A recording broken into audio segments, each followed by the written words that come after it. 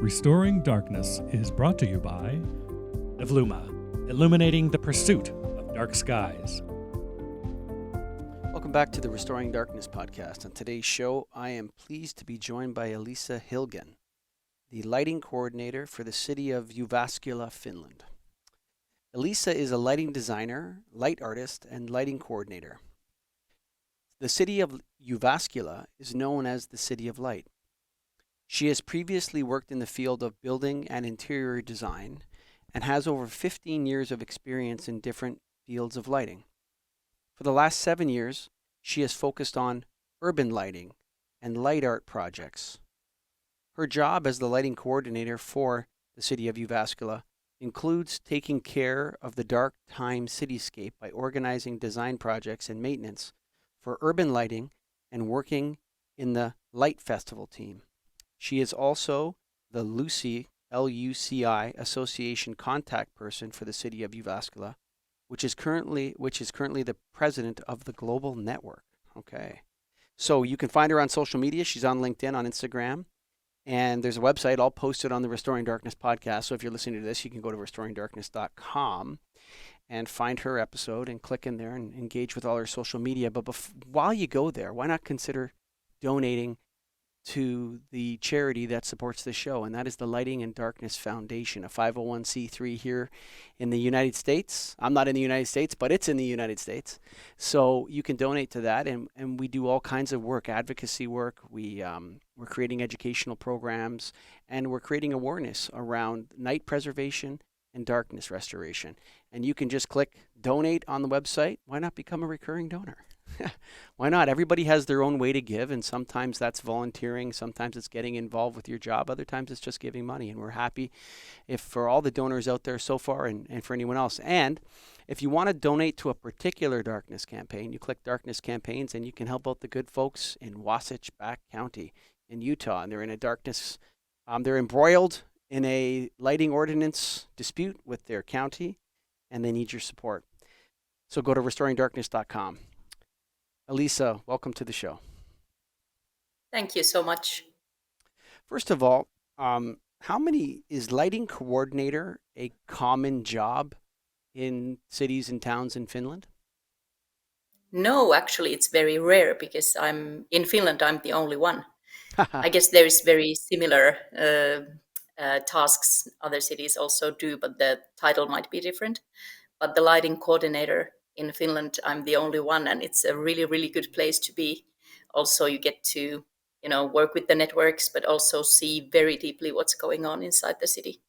There is similar titles in cities in Sweden, for example, but in Finland, not very typical yet. Maybe some cities will follow behind. I don't know, but I think there should be more coordinating in urban lighting issues in general, as we know. How much of this lighting coordinator position, how much of it is security, safety, entertainment, theatrical, holidays, darkness restoration? Like, it seems like when reading your bio that the job is holistic in that you're looking at how people in Jyväskylä interact with light and also maybe plants and animals as well. Tell me a little bit about the different things that you do in your position. Yeah, that is very true. Every day is different. You get to work with very basic lighting, the street lighting, the parks, also the maintenance of the lighting. That includes all the special illuminations that we have, like bridges and facades.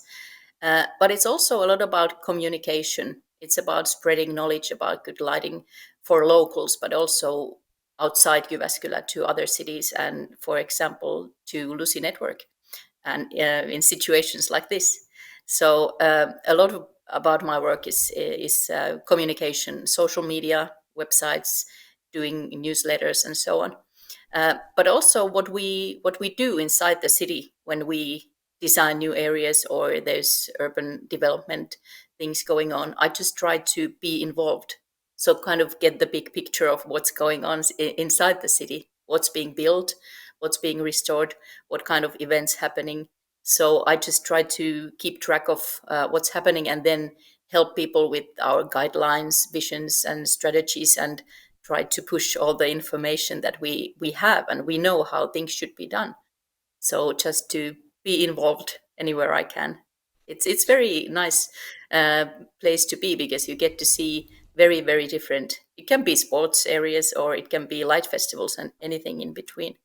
But also talking about darkness, of course, and nowadays even more about light pollution, and how we can, for example, take bio people, environmental people in projects, and then we can consult with different experts. Like I'm only a small part of the teams sometimes. The just to understand this, fully understand this role. There's a new development of some kind. It could be a sports field. It could be a commercial building. It could be a residential neighborhood or a multi-residential high-rise building. And they make an application to the town of Jyväskylä to build this particular property or renovate this particular property in some way. And then at what point does Elisa get involved with the architects and the designers and the people that are doing that? How does that go down? That is a good question. There's few different steps, but sometimes it's already in the urban zoning phase. So even before anything has been built or designed, there could be regulations inside the zoning.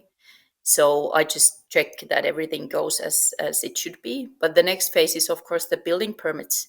So sometimes they send the designs for me to give the statement or to check, and then the building permit is okay, or I can comment or give suggestions.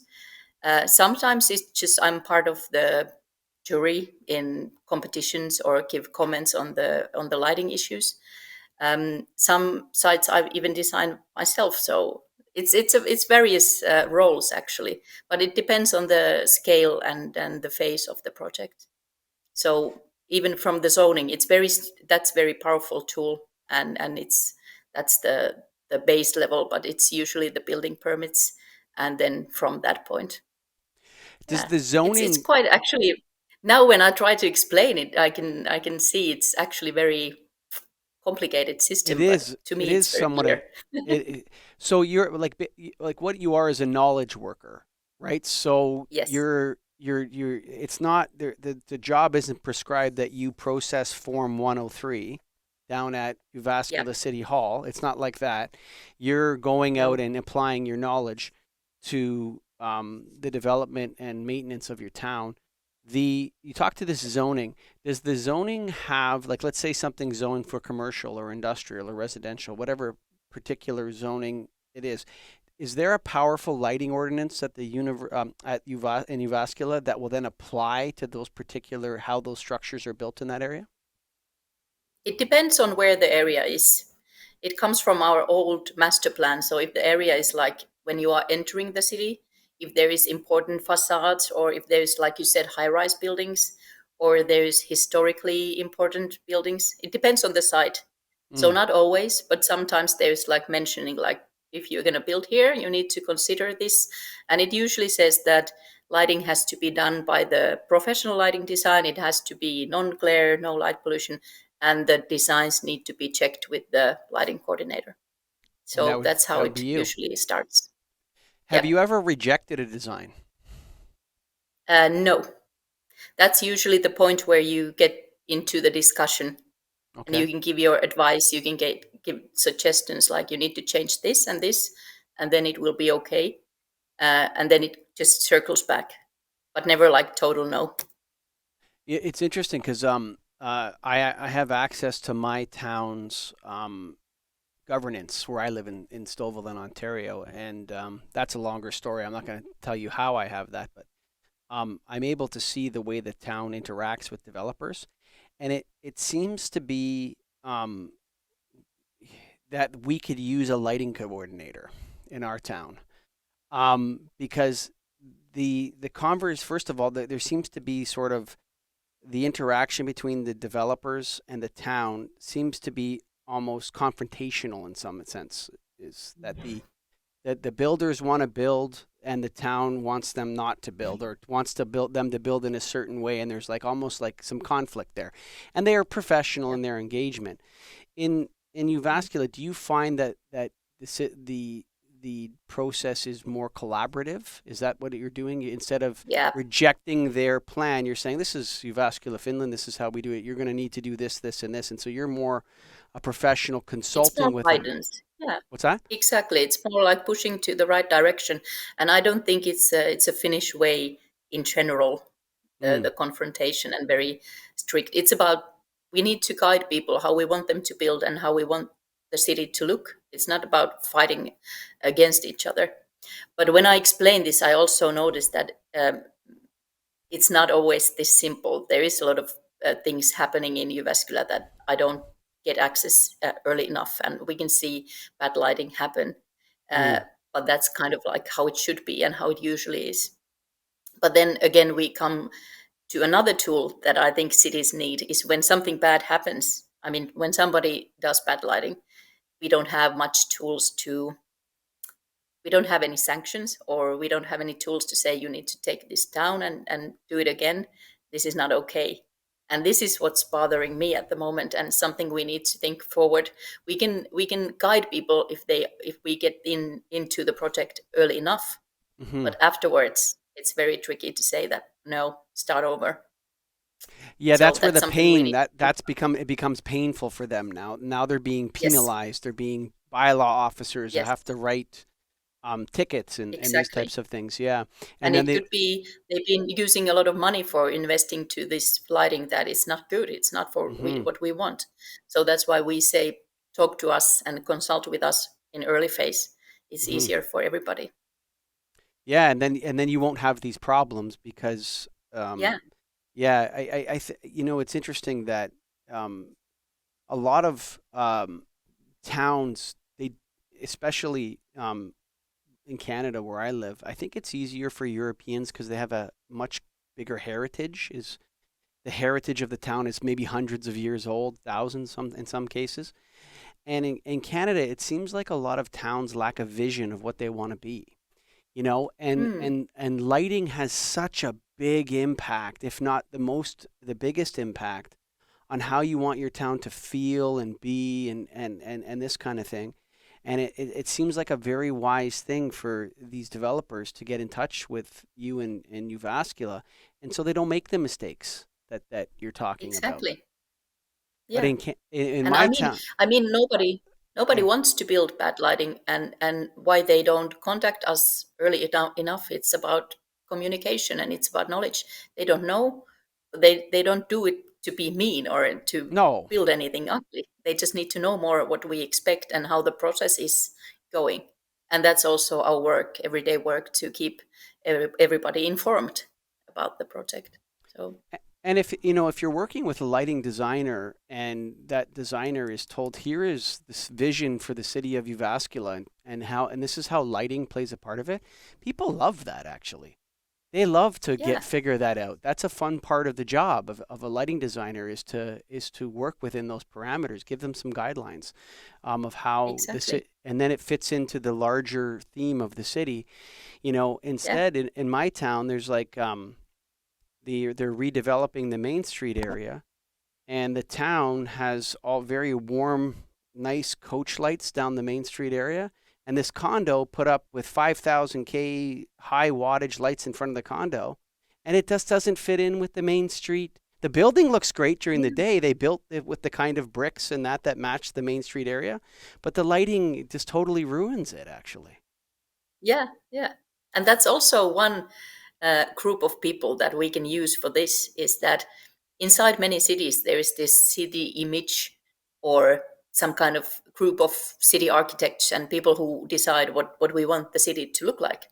Hmm. And they need to have access to plans and designs that include the nighttime Of course. visualization or something Hmm. about the plan because they don't understand the electrical designs and lighting designs that they need to see how it looks during the night so they can comment for that not to happen Hmm. because nobody knows what it's going to look like during the night if they don't have any kind of um, visualizations of the lighting scheme.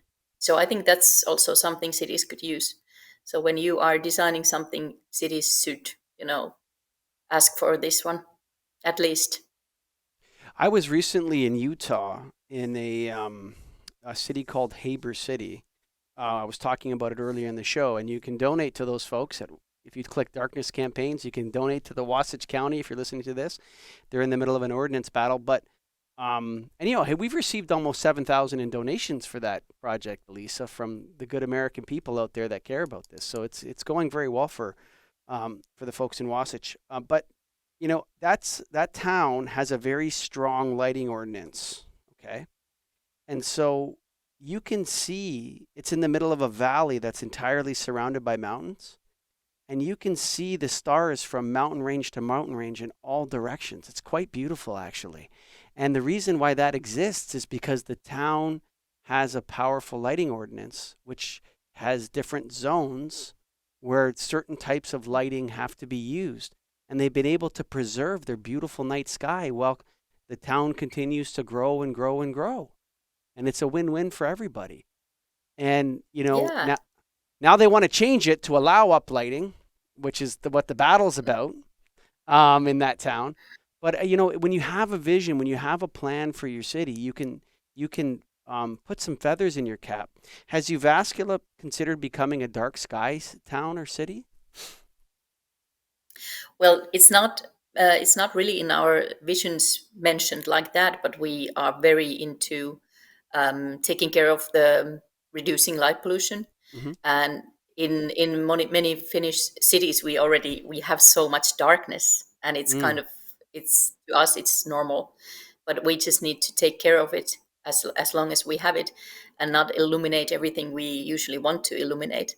And now I think, especially from LUCI Network, all the light pollution working groups, everything we know, we've been reading a lot of research.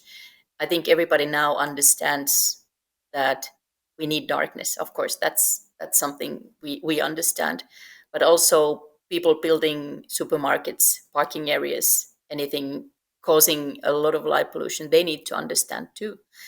And there's like, we know the battle between being safe and being functional, and then being dark, but that's not the case. There's so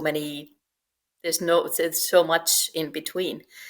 So we to again educate people and talk about darkness. And we also think in Jyväskylä, once we had this fun wordplay, like we want to be the darkest city of light, which is kind of funny, but we also want to, as City of Light, we want to emphasize the darkness, because if we don't have darkness, we don't see any of our fancy illuminations, our light festival, everything we do. We need the darkness for that. And also, I think in Finland, it's also about for people accepting the darkness, because we have so much countryside and areas that don't have light. But in some other cities, people are used to have light all the time, 24/7. So our culture is already accepting the darkness, and we are enjoying it, actually. But I don't know where is the good balance, because we are building every day, we are building new streets and parks, and we need to illuminate. At the same time, we need to take care of the darkness. That's kind of the tough balance to find, I think.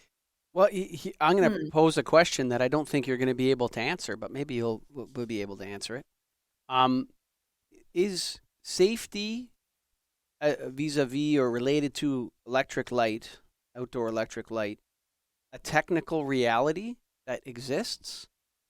Or is that just an assumption that we have, that light will give people the perception of safety? Like, are we talking about a technical reality, or are we just talking about what people perceive, and what they perceive is that more light equals more safety? Like, you understand what I'm saying? I'm not sure there's a technical reality that we can specify that this is safe and this isn't. I think we're talking about how people feel. Exactly. And I love this question. And I have to now say that this is my own personal point of view. But that's exactly what I try to say to people. It's not darkness who is killing people, raping people, or robbing people. It's not the darkness we are scared of.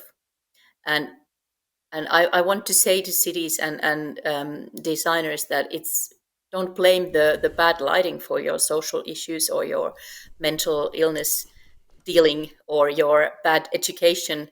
Don't blame the lights, because that will not fix the problems. Amen. Um, yeah, and this is something I really want to talk about. I understand big cities, they have a lot of crime, a lot of bad areas, and the feeling of safety comes from being able to see what you are confronting. Hmm. But it's not the bad lighting that is causing these crimes. It's people, and it's their not being well and struggling with the social issues. So I totally agree with that. And it's easy to say. I come from very safe city. I can, in my hometown, I can walk in darkness in middle of the night. I'm a lady, and no problems here. But I just want to say it's not. It's never about lighting. So That's not the fault. lighting or lack thereof is neither the cause or solution to social problems. Yeah, exactly. You know, this idea that, oh, the reason why that occurred is because there wasn't enough light there, that is not true. That is not a true No, statement. The reason why that no. happened has to do with a whole host of other social issues, like whatever happened that happened there. And you know what? You know, I still am searching for proof that that you know, let's say you're walking around in the dark, or less illuminated, or with illumination which is shielded in that. Um, Maybe you're safer. I mean, maybe that's actually a safer environment for you. And this Yeah, idea that being able to see everything, like criminals get to see too, then everybody can see. yeah, exactly. Yeah. And it's So, I have this mind game. I've been using this previously, but if you think about, you are in a dark forest, in a very, very dark place, and you are in straight spotlight. You are well illuminated. mhm. And then you compare the situation that you are in the same darkness as your environment, or you have a tiny amount of light in around you, but you are in the darkness. Which one feels better? That you are out there in display and you don't see what's out there, or you are in the same light level. It's a good mind game, and you need to think about it. But it's always as we know, people are afraid of what they don't understand or what they don't see or what might happen, and it's natural to us. We think there's a beast coming from the bush, Mhm. or another person doing something bad for you. But I think just adding a lot of layers and layers of light, that will not solve the issue. And usually the more safer places where there's some action, there's some open shops, maybe a restaurant, another people, instead of empty space with a lot of light. So this I is think interesting. But yeah, like one of the things that um, you know, we tend not to do, we humans, is to look at ourselves as from a zoological perspective, right?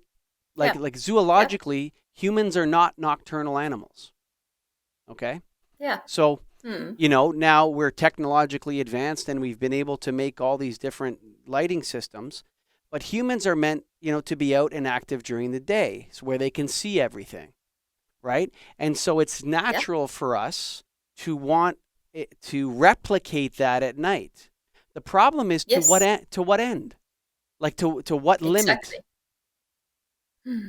Yeah, we are just creating another daylight in our cities, Yes. because we are working late. We are using nighttime culture. We are going about in our cities, and we just want everything to be as clear as the day, because it's feels safe for us. But it's It, not natural, and it's not needed. and I don't think it necessarily is safer. I would Hmm. argue Yeah, that, yeah, you know, I would say that there's just different kinds of crimes, and yeah, electric light at night facilitates a different kind of crime than darkness at night facilitates. And yeah. you know what level? Like nobody's advocating for no electric light at night. That's not what we're saying. Mm.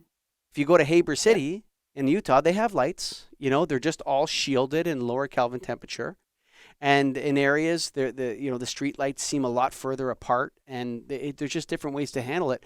But I don't think it's an issue of you know, this is why when on this show, Elisa, we talk about restoring darkness as one thing we're doing, and preserving night is a different thing, right? So in Yeah. a rural environment, preserving light means what you're talking about, where if you develop here, you have to do these things, and you absolutely must do them, or you're going to be penalized after.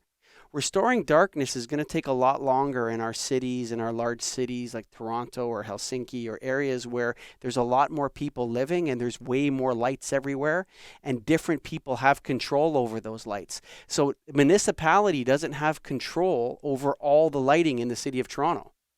Most of the lighting, Yeah. I would argue, is owned by commercial properties and multi-residential Yeah. high-rise buildings. Yes. And That's true, and we know the statistics that the light pollution in general, it's caused more by the private, and because we think it's the big cities and it's the big highways and it's always the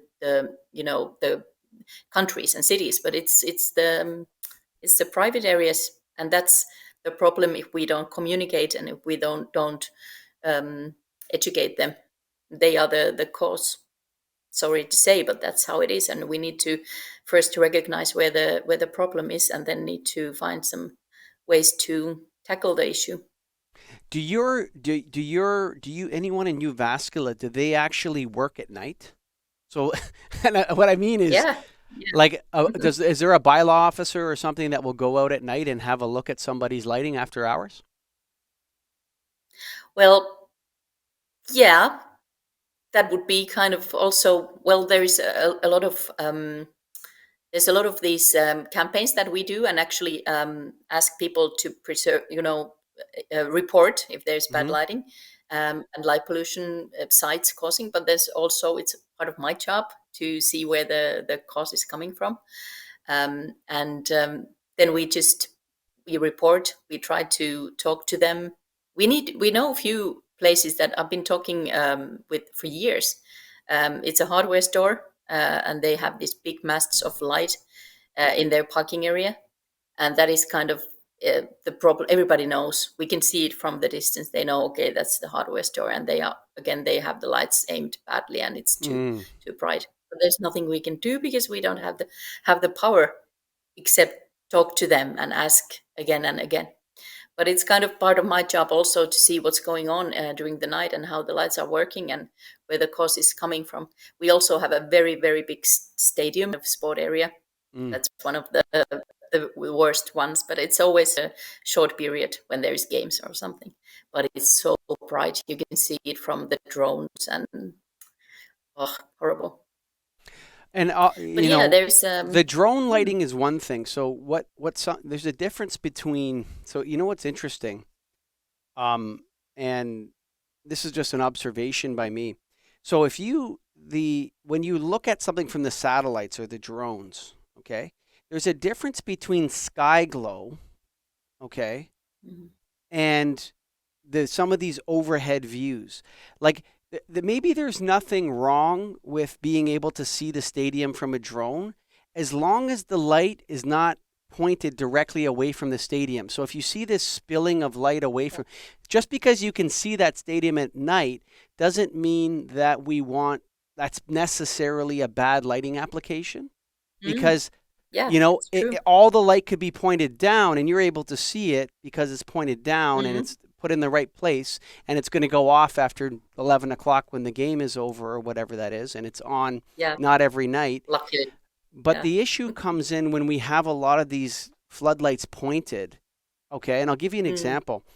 In the there's the bylaw officers don't work at night in my area. So if you call the town or the city and you say there's a big problem with light pollution over here, they're going to go over there during the day. That's good. Right? Yeah, there's no problem here. Yes. Oh, they look like LED lights. They're great. But what happened, I live on a farm, and in 2013, I moved there, and it was really dark in my area, and then the LED boom happened, and this factory area that's like 2 kilometers north of me, everybody changed their lights to LED, and now there's massive light pollution coming out of that site. And you can't get them to change it because it's against the ordinance, but nobody knows how to enforce it. Yeah. Right.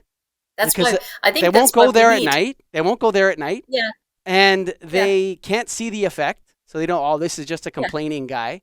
He's just complaining. yeah, Everything's LED, so it's good. Everything's LED, and yeah, it's like a problem. We have to address. We have to have people that will go talk to that will view these yeah. lighting problems at the nighttime, which is what you do. Mm. Yeah, that is what I do, and also when we have this feedback system of the city, like one example is here. The guy was very disappointed with the street lighting in front of their house, and he said we have this dark area in front of my house, and then the LED is very bright on the other part of the street. And the feedback came to me, and one of my coworkers, colleagues in maintenance said, "Can you go there at night, take your lux meter, and check how much they have the light here and on the other parts of the street?"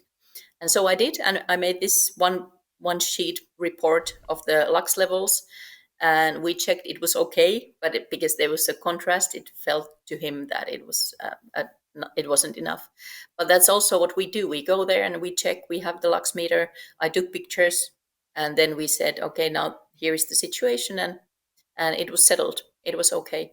And I think they were happy that somebody is actually reacting to the Sure. feedback, and they can Yeah.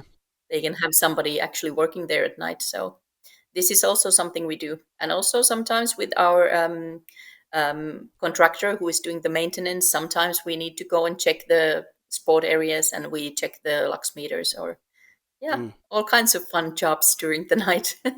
Yeah. You know what's interesting is that the what the lighting industry, from my perspective, really hasn't grasped is that darkness restoration in cities is going to involve more light fixtures because one of the problem, not less light fixtures, more light fixtures, okay? Yeah. And one of the problems is like this idea of uniformity. Light fixtures that are going to promote dark skies or whatever the term you want to use, or like will abate light pollution, are going to be more focused down and be shielded, right? So you're going to need Yeah. more of them in any given Yes. area if you want to create sort of a fairness in light distribution or whatever, however it would be. And, Mm. this idea of uniformity using light fixtures that are far apart, that's what causes a lot of sky glow. Yeah. Because the light fixture Indeed. has to distribute light on a vertical um, Yeah. And angle, that's and that also glare. glare. Yeah. Mm. So the lighting Yeah. industry needs to understand that it's more lights. That's what it means. What we're talking Exactly. about is selling more light fixtures. Um, Yeah. Tell me a little bit about how you interact with the LUCI network. Yeah. Well, Jyväskylä as a city has been a member since 2006, so long before my time. Um, and we've been very actively in executive committee, so we've had different roles inside LUCI. Um, Before this place, we were vice president, and then automatically that will be the next president. And now we are on our second season or mandate as a president, and that means that we work together with the LUCI office. We take part in all the events. We also um, join situations like this. So we want to keep talking about good lighting. And also we had a big LUCI event in Jyväskylä this year in March, which was very fun for me to organize because many colleagues from different cities and designers, Wow. they came to see actually what we do. And we had our annual general meeting and a lighting seminar. And I was even able to get the Northern Lights. We were Oh, walking. wow. Yeah, imagine that. And they were like, oh, it's the first time for some people to Oh, see for that. And sure. we were walking on ice under one of our most famous bridges, Kuokkala Bridge, and checking the sides during the dark. And we could see people skiing there in the middle of the night. And suddenly Mm, the Northern Lights appeared. That was wow. an amazing moment. So Magical. yeah, it is such a nice way to network with different cities, and it's actually it's very fruitful to find those same people who work with same issues in different cities. Of course, the scale of the city can be very different, big cities and small cities, but we all have the same kind of questions and same problems. So it's such a good network to be part, and also because we have members more than just cities. It's universities and companies and manufacturers. So we get to spread this same knowledge what we need as city, and then hear from the researchers and so on. I'm very happy to be part of this, and it's kind of like a good place to see the whole urban lighting industry across the world. You know, I would counsel anyone listening to this. You know what? You know it's interesting about what you said. A lot of people, like they get kind of bored in their job or something like that in their career. Maybe they kind of get bored or whatever, so they decide to switch careers, or they decide to switch companies or something like that, and that's okay. But what I would counsel a lot of people on, if they were to ask me, and who cares what I think, but if someone asked me, you know, should I switch my job? I'm the manager of this at this town, or I'm managing this lighting company. I would say, before you switch companies or you switch careers, have you joined an association of your colleagues where people do exactly what you do, but somewhere else? And then have you been to their conference or their convention and met up with your colleagues, or are you alone in the struggle? You know, where you are in Jyväskylä or Paducah, Kentucky, or wherever you happen to be, you know, and it kind of like you lose, like you don't know what you're doing. You don't have anyone to talk to about your problems. You don't, you know, and then all of a sudden you go to an event like a LUCI event. First of all, you're going to Finland. Second of all, you're meeting with people that do a very similar job in a similar sized city to you, perhaps. You're in working groups. And next thing you know, you go for a walk and hey, you see the Northern Lights. Like, what a magical experience. I would urge people to join these kind of formal associations.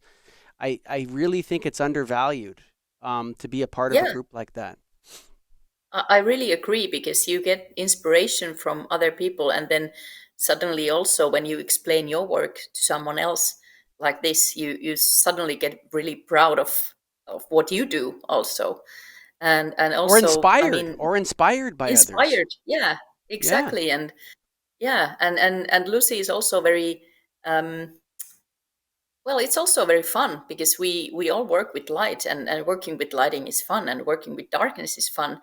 And we get to see so many different cities. And we have the City Under Microscope event every year that we gather in one of the member cities. And then we kind of deep inside their urban lighting. We meet people from maintenance, and we can talk to how do you organize your smart lighting system and things. And it's very interesting. And they are very proud to tell about their job.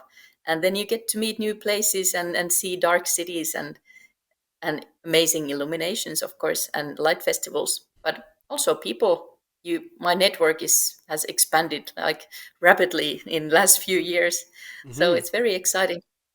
Yeah, I would counsel people to, whatever it is in your career, if there's an association of people that are colleagues and they get together on a regular basis, that is such a fountain of inspiration and knowledge and learning and collaboration and mentoring and everything. You should definitely, my whole career as a podcaster started with an association, just like the LUCI network, but it was a lighting association. So I couldn't urge people more to do that. I've really enjoyed our time together, Elisa. Do you have any final thoughts? Me too. Do you have any final thoughts for the Restoring Darkness listeners? Well, I just want to say to everybody that enjoy the darkness and accept it, and then enjoy the good lighting. That's all I want to say. We have amazing places and amazing cities that can take advantage of the darkness, and from that also advantage of good quality lighting. I think that's the main point. Well, folks, if you're in the United States and you're listening to this, why not go to restoringdarkness.com and donate to the Lighting and Darkness Foundation? Or we're also looking for an executive director. If you want to help us out, and you want to volunteer, or you have a lighting ordinance issue that you need help with, you go to restoringdarkness.com, reach out to us. And we want you to know that all of Elisa's social media is on the Restoring Darkness podcast website. And thank you for listening. Bye for now. Look no further for dark sky friendly products than Evluma. Since its first product launch, Evluma has carried one or more international Dark Sky Association certified models. If your customer cares about light pollution, suggest the OmniMax with shielding or the Area Max with full cutoff to reduce uplight and glare. Evluma, illuminating the pursuit of darkness.